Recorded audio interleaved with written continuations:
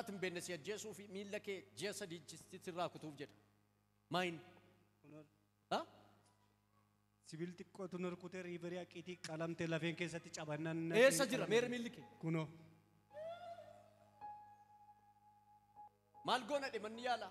Manni yaalaa lafee keessatti cabeera waan ta'eef beeta zaattaa deemtee qashiiste yoo lafeen sun hidhame malee hin fayyitu jennaan. Hin fayyitu siin jedhe. Ani immoo qashiisu hin fide.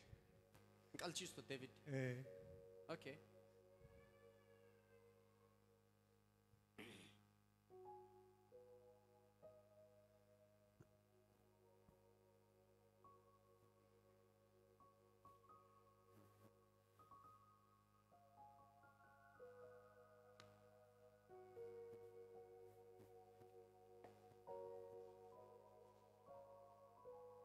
Power of Holy Spirit encountered.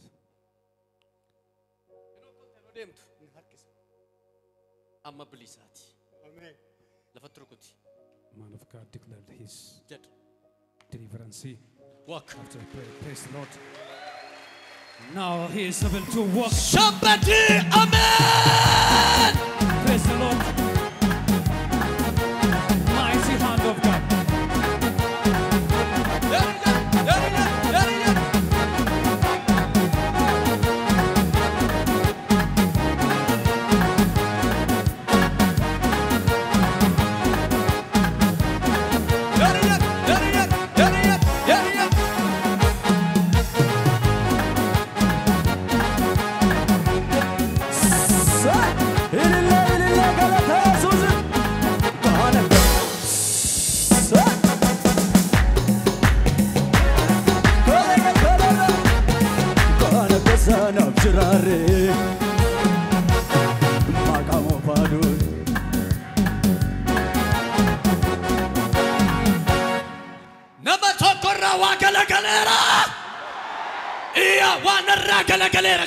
Something is removed to say.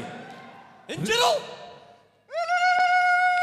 Waaqayyo nagalate fadha yoo qalame lafeen hidhame malee hin fayyitu naan jennaan dideen hin qashiisu waaqeen kadhachii fa'een boodan qashiisa malee jeenuuf adaraa keessan sabni hundi waaqayyo na harka kee walitti dhuftaa. Praise the Lord.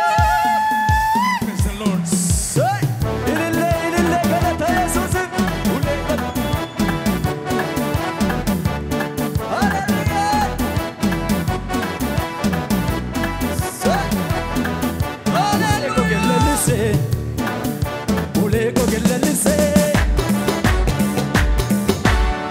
Nora. He used it to suffer. Inna harkisani. Indem tu dandeesse. Dandee deemin fagaa inna harkisa yoon ta'u na Mee nyaata. amma deem. He is unable to walk before. After the man of God prayed for him, he is able to walk properly. Hallelujah! Praise the Lord. He received instant healing after the man of God prayed for him. Praise the Lord. Na ilaali. Eessaa dhufte? Godina Horroo Guduruu warshaa aanaa sulula fincu'aa warshaa sukkaaraarraa. Kota chesnat. Rekevenemos ya.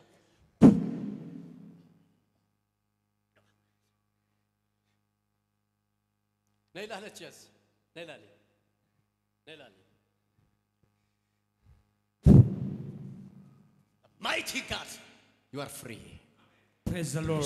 He received healing. Nama tokkoof ganama kana ulaan bantii waaqa banameera. The Iya heaven is na open. banameera jedhaaka. Heaven is opened. Now he's celebrating. He just discovered his leg was suggested to be operated. Iya ani nagaa argadheera jedhaaka. Say, I have received healing. Inni wal si harkisu durii jira. Hin harkisu. Hin jiru. Hin harkisu. Totally delivered. Waaqayyo idda isaa sirreesseera. Ameen. Gaxameera Waaqayyo. Ameen. Lafeen isaa sirrateera dhattee ilaalchisuu dandeessaa bilisaati maqaa Yesuusiin. Maqaan koo qixxeessaa mirreessaa gabbisaati. Anan dhufe aanaa godina Horroo Guduruu aanaa sulula fincu'aa warshaa fincu'aarraan dhufe. Akka carraa ta'ee iddoo hojiitti sibiilli xinnoo tokko miilla koo na rukute. Otooman mana qorichaatti deebi'u manni qorichaa na deddeebisee riiverii aanaa godina Shaambuutti na erge godina Horroo Guduruutti.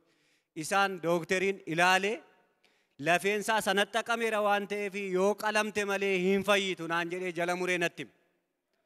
siqaluuf immoo meeshaan ittiin lafee deebisnee hiinuu qabnu waan ta'eef beete zaattaa deeminaan jedhe gaafa inni naan jedhu ani immoo tasfaa koo keessatti sirumayyuu hin qalamu nan fayyaa kana waaqayyoof kan dadhabame hin jiru waan ta'eef lafee isattiin ati hiitu abde kana waaqayyo hin naayidha jeeman murteesseetan otoo beete zaattaa hin haqiin ifa fayyinaa bishooftuu haqeen fayya jeeman murteessee manaa bahe akkuman jee waaqayyoon haa galatu miilli koo dura yeroon deemu hin na harkisa lafa aba yeroon turu barruunsaa jala hin na guba ture amma barruunsaas nan gubne yeroon deemus nan harkifne sila gaafan fiig qitii qalamte lafeen keessatti cabannan eessa jira meera miilli kee kuno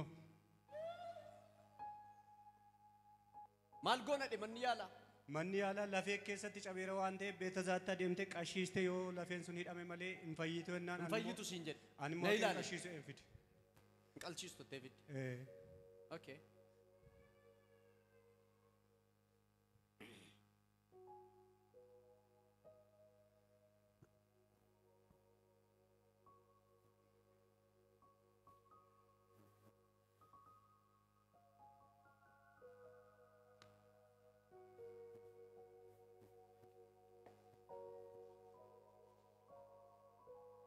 Power of Holy Spirit encountered.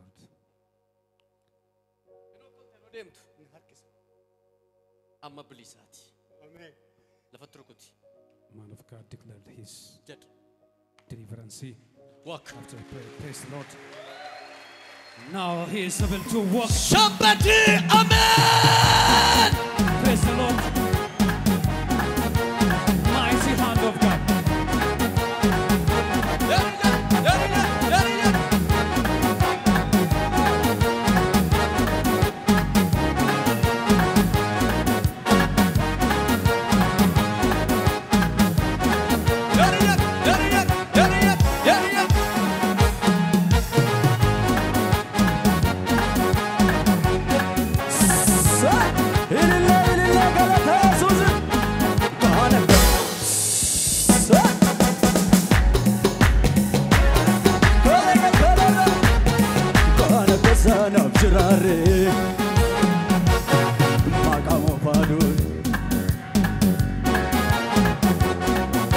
ilaalus ergamaa geeta'uun naa kadhatanii gaafasaan irra jetanii wal qixxeessan dura akkas gaafanii tadhu wal naan qixxaatu amma waaqayyoo naa galatu namoota duuba koo jiran namoota ukkuba kamirratti ukkubsatan akka warshaattis ta'e akka biyyaattis ta'e namootan deemutti ugaa bahaan deema akka isaan dhufanii akka koo kana fayyan amma qaxxi jee wal qixxaate naatii hiixate kuno dura isa kanatu caala inni kun hin hiixatu ture kanaaf namoota duuba koo jiran akka isaan dhufanii fayyan akka isaan dhibee kamirraayyuu asitti dhufanii lafti isaan fayyisu galee dhugaa bahaan deema lafarrattis ta'e karaan deemus makiinaan keessattis ta'e waaqayyo akka humni isaa baay'ee nama fayyisuu danda'u deemeen ani karaarrattis qeettis biyyattis yeroon galu dhugaan baa sabni waaqayyoo namni lafarra jiru hundumtu akka inni dhufee fayyuuf dhaamsa dabarsa.